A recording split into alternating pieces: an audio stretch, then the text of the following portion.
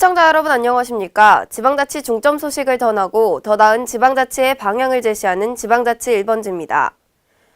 연령별 인플루엔자 예방 백신 무료 접종이 올해 처음으로 시행되는데요. 지난해와 달리 연령에 따라 접종 기간에 제한을 두고 홍보 기간도 짧아 대상자들이 헛걸음을 하는 등 혼란을 빚고 있습니다. 김성지 기자의 보도입니다. 올해 무료 독감 예방 접종이 연령별로 나눠 진행되면서 보건소와 지정의료기관을 찾았다가 헛걸음을 하는 등 혼란이 빚어지고 있습니다. 각 시도 보건당국은 예년과 달리 무료 접종에 따른 초기 혼잡을 피하고 백신 수급 불균형 상황을 막기 위해 무료 접종 대상 노인들을 두 차례로 나눠 접종을 진행하고 있습니다. 이에 따라 만 75세 이상은 지난 4일부터 무료 접종이 시작된 반면 65세에서 74세는 오는 10일부터 무료 접종을 시작합니다. 또한 생후 6개월에서 12개월 미만 영아도 지난 4일부터 무료 접종에 들어갔습니다. 다문화 가정 3자녀 이상 자녀, 임산부, 만 50세 이상 유공자, 장애인, 기초생활수급자도 무료 접종 대상입니다.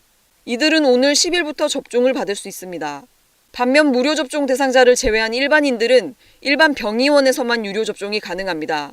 병의원에 따라 다소의 차이는 있지만 3만 5천 원에서 4만 원 정도의 비용이 들며 보건소에서는 유료 접종을 하지 않습니다. K랜 김성지입니다. 지난 6일 전주시청에서 건물에너지 효율화 사업 현황 및 개선 방안을 위한 전주에너지 전환 시민포럼이 개최됐습니다. 이번 포럼은 에너지 전환의 필요성을 파악하고 에너지 전환 정책에 대한 제안 사항을 공유하는 시간을 가졌습니다. 김승균 기자의 보도입니다. 건물에너지 효율화 사업 현황 및 개선 방안을 위한 전주 에너지 전환 시민 포럼이 전주시청에서 열렸습니다. 도시 에너지 전환을 위한 태양광 발전 확대 방안을 기본 골자로 한 이번 시민 포럼은 국내외 태양광 발전 현황과 에너지 전환 정책 동향을 살피고 이에 대한 대안을 마련하기 위한 자리입니다. 오늘 열린 시민 포럼에서는 에너지 전환의 필요성을 파악하고 관련된 사례를 살펴보며 에너지 전환 정책에 대한 제안 사항을 발표하고 공유하는 시간을 가졌습니다.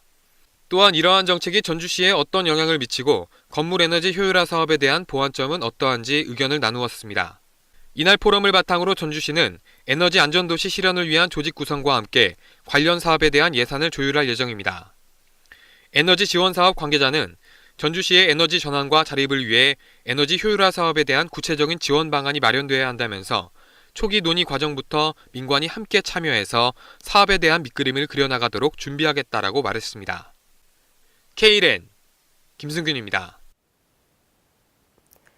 전북 최초 미술 박람회인 군산 소호 아트페어가 지난 6일부터 오는 9일까지 군산 새만금 컨벤션 센터에서 열립니다.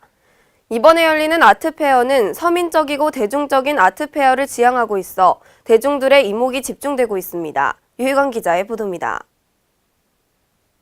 2016 군산 소호 아트페어가 6일 전북 지역에서는 처음으로 예술의 도시 전라북도 군산 새만금 컨벤션 센터 지스코 전시관에서 펼쳐졌습니다. 6일부터 9일까지 열리는 군산 소호 아트페어 전시회에서는 회화, 조각, 영상 등 시각예술 작품을 비롯한 일러스트레이션, 캘리그라피, 캐리커처, 핸드메이드 공예품 등을 관람할 수 있습니다. 아트페어는 여러 명의 화랑이 한자리에 모여 미술작품을 거래하는 미술시장을 뜻하며 작품성 위주 비엔날레와는 다르게 미술시장의 기능 활성화 및 미술정보 교환, 작품 판매 촉진, 시장 확대를 목적으로 열리는 행사입니다. 특히 군산 소호 아트페어는 미술시장이 점차 고급화, 전문화되어가는 흐름을 역행한 서민적이고 대중적인 아트페어를 지향하고 있어 대중들의 이목이 집중되고 있습니다. 이에 군산시는 일반인들도 충분히 구입할 수 있는 가격의 작품 전시를 통한 보이지 않는 예술의 장벽을 없애기 위해 노력을 기울이고 있습니다. 현재까지 타 지역은 꾸준한 아트페어 행사를 통해 지역 미술시장을 육성하고 시민들의 문화예술 충족 기회를 제공해주고 있었으나 전북에서는 최초로 열리는 이례적인 행사로 도민들의 관심이 뜨거울 것으로 예상되고 있습니다. 한편 군산 소호 아트페어 행사장에는 총 130여 개 부스에 갤러리의 참여가 아닌 70여 명의 작가들만 참여시켜 기존 열리던 아트페어와 차별성을 두었습니다. K랜 유희광입니다. 2016 제2회 임실 앤 치즈 축제가 지난 6일 전라북도 임실군 치즈 테마파크에서 개막했습니다. 이번 축제는 문화체육관광부 대표 축제 선정을 목표로 관광객 만족도와 타 축제와의 차별성을 두기 위해 다양한 볼거리와 알찬 콘텐츠를 마련했습니다. 김진구 기자의 보도입니다. 국내 치즈 산업의 중심지 전북 임실에서 제2회 임실앤 치즈 축제가 6일부터 9일까지 임실 치즈 테마파크와 임실 치즈마을 일원에서 펼쳐집니다. 이번 축제는 먹거리, 공연장, 체험장, 힐링 공간을 명확히 구분 조성해 관광객의 동선을 간소화했고 가족 나들이 코스와 치즈 먹방 코스를 나눠 주제별로 즐길 수 있게 구성했습니다. 주요 프로그램으로는 임실 출신 가수 최갑석 선생을 기리기 위한 제6회 최갑석 가요제가 막을 열고 자연 치즈 콘테스트 출품 치즈들과 국내외 치즈들을 즐길 수 있는 기회인 치즈 가든 파티와 2015년 최고의 찬사를 받았던 35사단의 군악대 퍼레이드 등이 마련됐습니다. 축제에서 빼놓을 수 없는 먹거리에는 임실 치즈 농가와 군민이 참여한 향토 먹거리 장터, 치즈로 만든 음식을 소개하고 직접 먹어볼 수 있는 임실앤 치즈푸드 등이 관광객들의 입맛을 사로잡게 됩니다.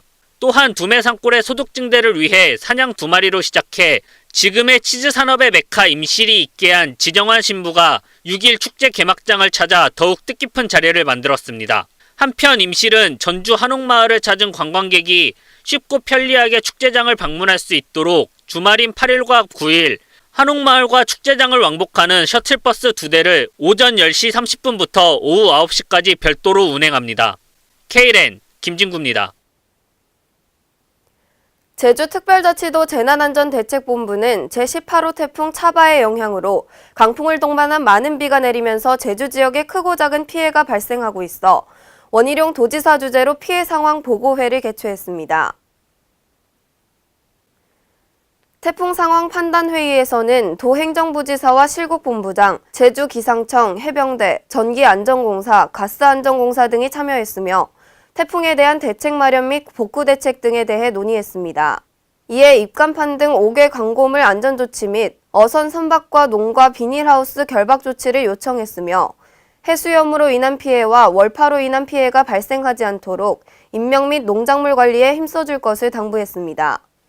또한 최근 집중호우로 인한 집안 약화에 태풍 피해까지 예상되는 상황으로 배수로 정비 및 수방자재 점검을 철저히 해줄 것을 요청했습니다. 이와 함께 제주도 재난안전대책본부는 태풍에 선제적으로 대응하기 위해 도와 행정시의 재난안전대책본부 기능을 13개 협업부서로 확대하고 도 행정시 읍면동 공무원의 5분의 1을 비상근무토록 조치했습니다. 또한 원희룡 도지사는 성산 포항을 방문해 어선들에 대한 안전점검을 실시하고 성산 포수협장 등을 만나 태풍 피해 최소화를 위해 힘써줄 것을 당부했습니다. 지난 6일 청년과 여성들의 일자리 확대를 위해 2016 광주권 일자리 채용박람회가 광주 김대중 컨벤션센터에서 열렸습니다. 이번 박람회는 광주시와 중소기업청, 대통령 직속 청룡위원회, 한국산업단지공단 광주전남본부, 광주창조경제혁신센터 등이 함께 개최했습니다. DK산업, 기광산업 등 218개 사업체가 참여했고 이 중 68개사는 박람회장에서 현장 면접을 실시했습니다. 이번 채용박람회는 채용 소식을 듣고 자신의 능력과 적성에 맞는 일자리를 찾기 위해 수많은 인원들로 몰렸습니다. 또한 채용 직종은 연구개발직과 건축직, 콜센터 상담원, 생산직, 물류 배송직 등 다양했습니다. 대통령 직속 청년위원회에서는 광주 전라권 지역의 우수강소기업 5곳이 참여해 채용 정보와 근로 조건 등을 소개하고 1:1 채용 상담도 진행했습니다. 청년희망재단은 청년 구직자를 대상으로 실전 PT 면접과 자기소개서 컨설팅 등 취업 지원 서비스를 제공하고 기업 1차 면접 합격자 중 면접 컨설팅 참여자를 대상으로 한 면접 비용 지원 사업 등을 홍보했습니다.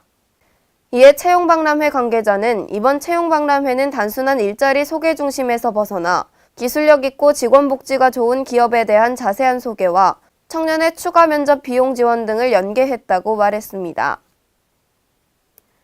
행정자치부가 570돌 한글날 경축식을 10월 9일 오전 10시 세종문화회관에서 개최합니다. 이번 경축식에는 국가 주요 인사 및 한글 관련 단체 관계자, 사회 각계 대표 등 3천여 명이 참석할 예정입니다. 특히 이번 경축식은 한국어 학당 등에서 한글을 공부하고 있는 외국인 학생들과 그들을 가르치는 한글 선생님들, 결혼 이주 여성과 자녀들을 초청해 전 세계인이 함께 참여하는 축제와 화합의 한마당을 마련할 계획입니다. 행정자치부는 지난달 9월 30일부터 10월 2일까지 정부 세종 컨벤션센터에서 열린 2016 대한민국 마을기업 박람회 기간 중 마을기업 상품 판로 확대를 위해 농협중앙회와 업무 협약을 체결했습니다.